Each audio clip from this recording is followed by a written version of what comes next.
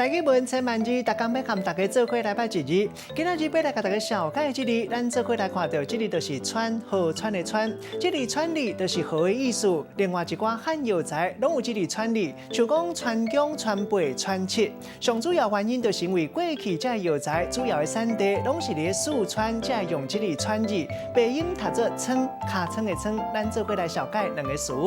头一个，带大家做伙来看到，这就是川芎，这是一款草本的汉药材，有调经活血、润燥止痛的效果。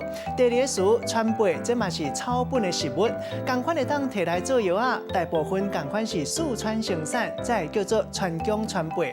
咱用一句话来举例，甲这两个词夹做伙。譬如讲，伊去看汉医，汉医写药单予伊，叫伊就要去汉药店夹汉药啊，内底就有川芎、川贝，要甲伊调养身体。今仔日小解这一字川，另外一个音是村，提供予大家来参考。